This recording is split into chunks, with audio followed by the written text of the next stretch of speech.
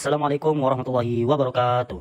Halo teman-teman sekalian, jadi di video kali ini kami dari kelompok 5 yang beranggotakan Diki Saputra, Rida Ajunisha, dan Nurul Hasanah akan menjelaskan tentang Google Sheet teman-teman. Nah,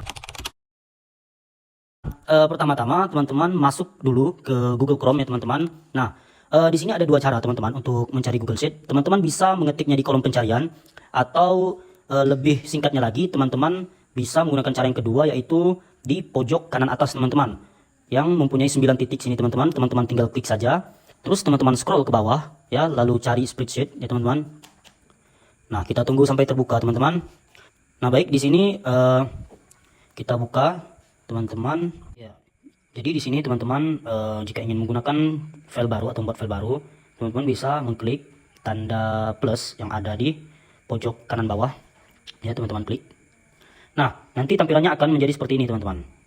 Ya, mungkin untuk tampilannya ini kurang lebih seperti Excel teman-teman ya. Namun bedanya dengan Excel itu lebih ke aplikasi teman-teman. Nah, sedangkan untuk Google Sheet ini termasuk salah satu fitur yang ada di Google ya, yang memudahkan kita agar tidak perlu mengakses atau mengunduh lagi file yang ada di Excel ya teman-teman. Maksudnya untuk menginstal Excel lagi. Jika teman-teman tidak punyanya, teman-teman bisa menggunakan Google Sheet. Nah, jadi di sini teman-teman, ini terdapat beberapa tabel ya. Mungkin di sini saya jelaskan sedikit tentang kegunaannya. Nah, untuk tabel-tabel ini, teman-teman bisa memanjangkan tabel-tabelnya ya teman-teman. Nah, dengan teman-teman mengarahkan kursor ke garis yang ada di tabel ini teman-teman. Nah, teman-teman tarik sesuai dengan ukuran yang teman-teman inginkan. Nah, untuk ukuran ke bawah juga termasuk ya teman-teman, untuk ukuran lebar.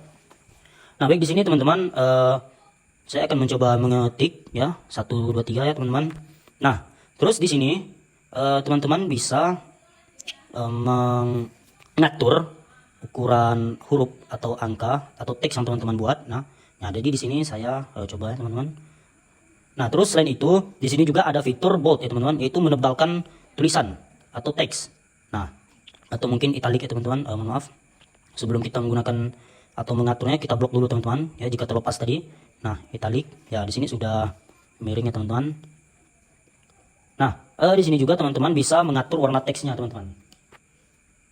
Teman-teman bisa mengatur warna teks ya. Misalkan di sini saya mau warnanya pink aja teman-teman, karena saya lebih suka warna pink.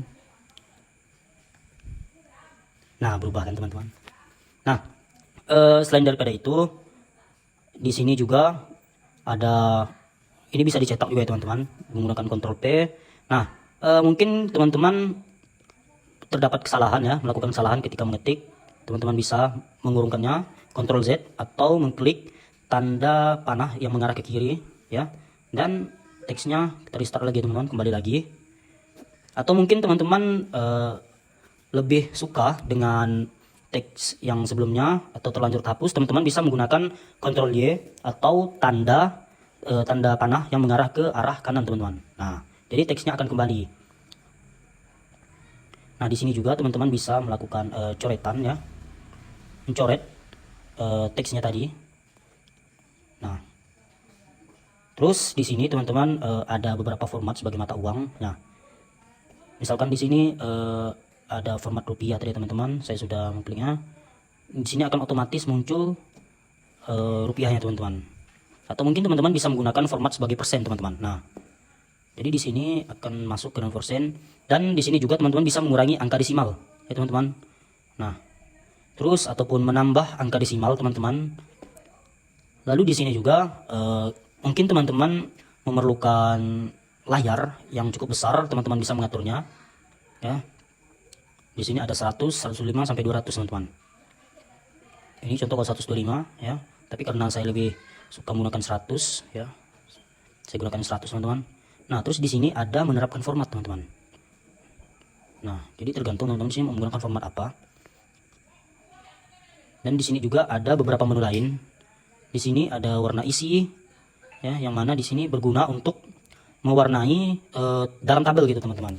Sekiranya teman-teman memerlukan hal yang perlu ditandai di dalam tabel, teman-teman bisa menggunakan warna isi. Ya, di sini saya menggunakan warna saya warnai teman-teman. Nah, selanjutnya di sini ada pembatas ya teman-teman.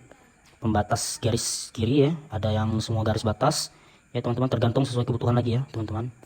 Nah, ini untuk perataan horizontal ya. seperti yang kita tahu ini yang kita gunakan adalah rata kanan teman-teman. Teman-teman bisa menggunakan rata tengah ataupun rata kiri teman-teman. Nah ini untuk perataan vertikal ya, teman-teman bisa menaikkan atau menurunkan teksnya tadi di tabel ya teman-teman. Bisa ke atas, bisa ke bawah ya, dan juga ada fitur ke tengah teman-teman. Nah jadi dia tidak terlalu ke atas dan tidak terlalu ke bawah. Lalu di sini ada pengemasan teks ya teman-teman, bisa gunakan di sini meluap, terus ada kemas ya, kita gunakan meluap saja teman-teman. Nah selanjutnya di sini ada rotasi teks teman-teman. Sekiranya teman-teman ingin memiringkan teks ya, nah di sini juga bisa miring ke atas, miring ke bawah ya teman-teman, atau mungkin teksnya menurun teman-teman bisa menggunakan ya, atau mungkin mengarahnya ke atas ya. Nah jadi kita bisa menggunakan format tersebut teman-teman. Nah di sini juga teman-teman bisa menyisipkan link ya, link yang mungkin teman-teman salin. Lalu teman-teman juga bisa menyisipkan komentar di sini ya. Nah misalkan teman-teman ingin berkomentar sini ya. Terus selanjutnya ini ada sisipkan diagramnya. Teman-teman bisa menambahkan diagram ke dalam teks ya, ke dalam file tadi ya. Lalu di sini ada yang namanya bentar teman-teman. Nah ada fungsi, terus pembuatan filter ya teman-teman. Teman-teman bisa membuat filter yang ada di sini. Nah cukup teman-teman hapus filter. Lalu di sini ada tampilan filter ya, tampilan filter kelompok. Di sini juga ada fungsi ya teman-teman. Nah memang seperti yang saya katakan tadi, Google Sheet ini memang tidak terlalu berbeda. Memang bisa dikatakan Google Sheet ini adalah Excel tetapi dengan versi tanpa diinstal teman-teman. Teman-teman hanya cukup menginstal Google Chrome, teman-teman sudah bisa menggunakan Google Sheet ini teman-teman. Oke baik, mungkin untuk pengenalan Google Sheet tadi cukup sekian dari saya. Nah mungkin selanjutnya akan dilanjutkan oleh rekan-rekan saya terkait tutorial menggunakannya teman-teman. Oke, kepada rekan-rekan saya persilakan. Halo teman-teman. Nah, di sini kita akan mempelajari tentang basic Google Sheet. Nah, ini adalah tampilan awal dari Google Sheet-nya. Ini mirip seperti Excel, tapi ini tuh otomatis buat nyimpan jadi lebih efektif. Karena jika kita tidak sengaja terkeluar dari dokumen atau proyek yang sedang kita kerjakan, Google Sheet ini akan otomatis menyimpannya tanpa harus kita mengulang dari awal lagi. Nah, untuk Google Sheet-nya, kita tinggal isi aja kolom-kolomnya seperti ini, sesuai dengan judul dan berkas yang kita mau ya. Nah, untuk membuat drawdown seperti ini, teman-teman tinggal taruh kursor teman-teman di tabel yang kosong, lalu kita klik kanan di keyboard kamu, lalu kita pilih drop down, lalu kita isi sesuai dengan yang kita butuhkan. Teman-teman juga bisa menambahkan item lain yang teman-teman perlukan. Tapi pasti teman-teman capek kalau harus membuat ini satu persatu. Nah, saya ada cara agar teman-teman jadi lebih mudah untuk membuat dropdown-nya.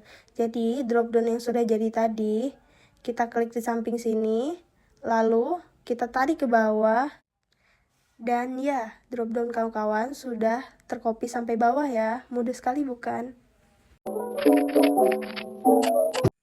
Nah teman-teman, itu dia tadi tutorial cara drop down di Google Sheet yang diberikan oleh teman saya. Kemudian di sini saya akan memberikan satu tutorial lagi, yaitu cara membuat absensi otomatis di Google Sheet. Yang pertama, sisipkan template absensinya, kemudian blok kolom harinya, kemudian klik sisipkan atau insert, dan pilih kotak centang atau checkbox.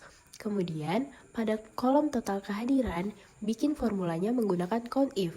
Rumus untuk menggunakan count if itu sendiri adalah dengan blok sel dari hari pertama hingga hari terakhir.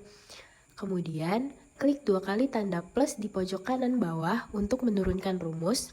Dan yang terakhir, semua checkboxnya jika sudah dicentang, otomatis akan menghitung total kehadiran. Nah, itu dia teman-teman beberapa penjelasan dari kelompok kami mengenai apa itu Google Sheet dan beberapa tutorial menggunakan Google Sheet itu sendiri. Untuk kurang dan lebihnya mohon dimaafkan apabila ada kesalahan kata dari kami, mohon dimaafkan juga. Wabillahi taufiq wal hidayah. Wassalamualaikum warahmatullahi wabarakatuh.